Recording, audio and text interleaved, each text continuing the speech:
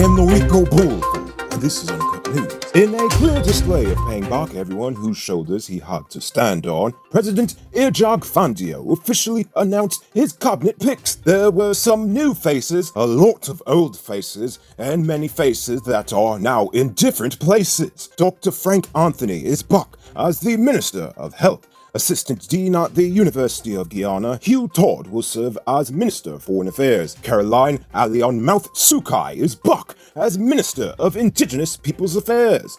Priya Bu's people in their own home, Manik Chan, is back as Minister of Education. Dr. Vindhya Prasad is the Minister of Human Services. Charles Banty Lyons Ramson Jr. will serve as Minister of Culture, Youth and Sport. Attorney-at-Law Sonia Parag will serve as Minister of Public Service. Colin Crowell is now the Minister of Housing, while newcomer Susan Rodriguez is the Minister within the Ministry of Housing and Water. Robeson Brocadong Ben is back, but this time as Minister of Home Affairs. PNC defector Joseph Hamilton is now the Minister of Labour. Bishop Magic Don Juan Edgell is now the Minister of Public Infrastructure. Former parliamentarian Vikram Bharat is the Minister of Natural Resources. Good old Kwame McCoy is the Minister within the Office of the Prime Minister. Nigel, I like to shove my gun in people's face, Darmlall, is back, but this time as the Minister of Local Government. Anand Prasad is now the Minister within the Ministry of Local Government. Former President of the GCCI, Deodat Indar, is now the Minister within the Ministry of Public Infrastructure. Zulfikar Mustafa, the former parliamentarian, is now the Minister of Agriculture. And finally, Attorney Onyej Waldron Alikok is now the Minister of Tourism. These names are in addition to the old heads he has already selected. And I'm sorry, folks, but this cabinet is starting to look like a broken shelf. Mr. Irjag, you should have just went to singers instead. Moving on, it seems as if the political purging has already begun. The Citizens Initiative last night issued a statement expressing concerns over reports that several staff members of the Ministry of the Presidency have been asked to resign.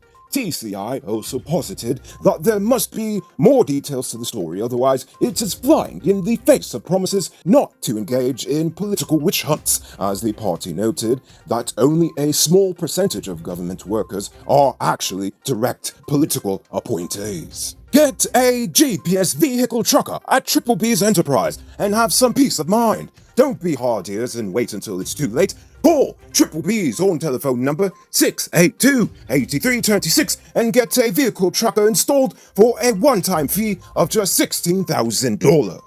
I'm sure that by now you've all seen that video with the former Minister Brooms and the men knocking over signs. No, I'm not talking about the new thriving incident. I'm talking about that live video of an altercation on Monday between Brooms, her bodyguard, and some men who seemingly decided it would be a great idea to be a dick about the whole she not being a junior minister thing anymore. She confronted them, a whole scandal of bunt happened, and now she and her bodyguard are going to be charged for the beatdown the men received when she and like half of Sophia basically caught them. Brooms was charged for assault, while he was charged for discharging a loaded firearm. She was released on self-bail, while the bodyguard is still in police custody. In a suspiciously well-timed move, Guyana has vowed to throw its support behind American candidate Mauricio Claver Caron for the presidency of the Western Hemispheric Inter-American Development Bank.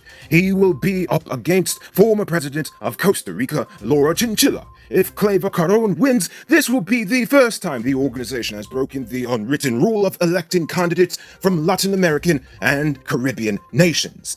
The winner will replace the current president, Luis Alberto Moreno of Colombia, whose term ends on the 30th of September. Good news for all you gold miners. For the first time in history, gold has topped $2,000 an ounce. Investors have moved cash into the precious metal in response to the pandemic and the economic policies world governments are currently undertaking to support their economies. The investors fear of a possible rise in inflation due to the impact of these policies. According to Bank of America, governments around the world have already announced approximately $20 trillion worth of stimulus. The record high gold price has also been driven by concerns over the heightening trade war between Trumpistan and China. According to Republic Bank, the pandemic has got them punishing. This month, the company reported that for the 9 months ending in June 30th, 2020, its profits declined by US $68.56 million.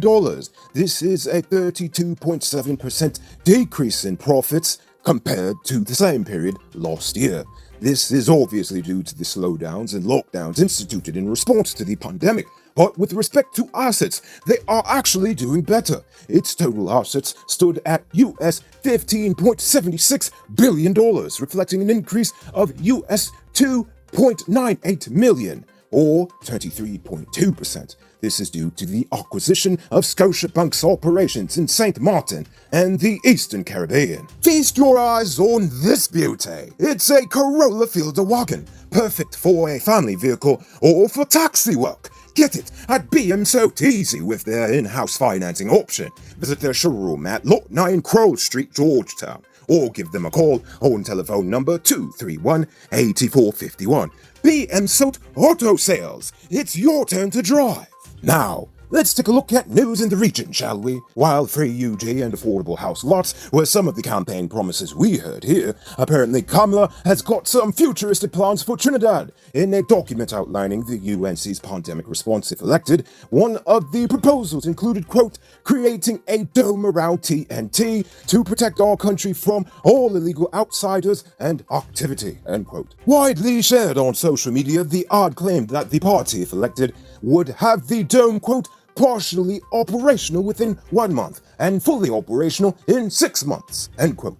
Reaction to it was swift and hilarious. I mean it, please check out Twitter, you'll have a laugh. Anyway, seeing that the whole of Trinidad is taking them for joke, they made sure to clarify that they meant a, quote, radar dome, also known as a virtual safety net to surveil the nation's borders. What, could you really imagine what a Trini dome would look like? Would they call it a dome Trini instead? Haha. In Jamaica, a reputed high-ranking member of the feared King Valley Gang, who was atop the Westmoreland's most wanted list, was apprehended in a police dragnet at a house in Grange Hill in the parish on Tuesday morning. He has been identified as Isaiah Perry, otherwise known as Kyat, from the King Valley community. A woman who was in his company and identified as his girlfriend was also taken into custody. Cellular Plus is Guyana's #1 cellular superstore.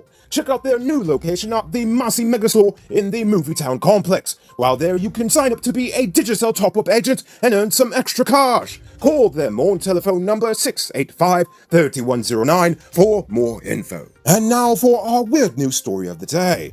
A mother said she was furious after her 6-year-old daughter nearly choked to death on a blue surgical-type mask that was cooked into her McDonald's chicken nugget. Gross. The incident reportedly happened on Tuesday after 32-year-old Laura Arbour returned home from picking up her order at a McDonald's restaurant in Aldershot in the UK, together with 3 of her children. After Arbour returned home, the mother of 4 claimed she noticed her young daughter choking while eating her food on the sofa. She then took to social media to explain her issue. The McDonald's branch has since apologized for the incident and said in a statement it was, quote, very sorry to hear about this customer's experience and offered Arbour a full refund. Moving on to our Uncut News viewers poll question of the day. Every day we will pose a question about current events in Guyana, the region, the diaspora, and how you feel it relates to us. So you give your responses in the comments and we'll read the best ones in the following episode. Yesterday's question was, what should the government do in its first 100 days? Danesh Tajeshwar said, since the Ocean View International Hotel was renovated at such a hefty sum and yet has still to be equipped, the new government should launch an investigation on how procurement was done, how was the money being spent, and so on. Something smells fishy here. Danraj Mohan said, drivers must respect the rules and regulations dealing with the road safety, higher fines, and jail time for breaking the laws of Guyana. And finally, Renee Wilson says, Number 1 should be providing house lots for young families. 2, they should come up with a plan for a new Demerara Harbour Bridge. And 3 is starting on constitutional reform. Good answers, people. Moving on to tonight's question. City Hall is currently looking to raise enough funds to rehabilitate the aging structure at a cost of $1 billion. So tonight, I want to know, do you think we should rebuild the structure, or should we tear it down and build something new? Personally, I think they should make it into a museum, but hey, that's just me. What do you think? Tell us in the comments below. If your response is good, we just might feature it in Thursday's episode. Anyway, that's all the time we have for tonight. Check us out tomorrow for another. Hey, Uncut News viewers, thanks for watching. You can subscribe by clicking on this button over here, or click over there for more news. You can also drop a comment to let me know if you've made it to the end of the video. Goodbye for now.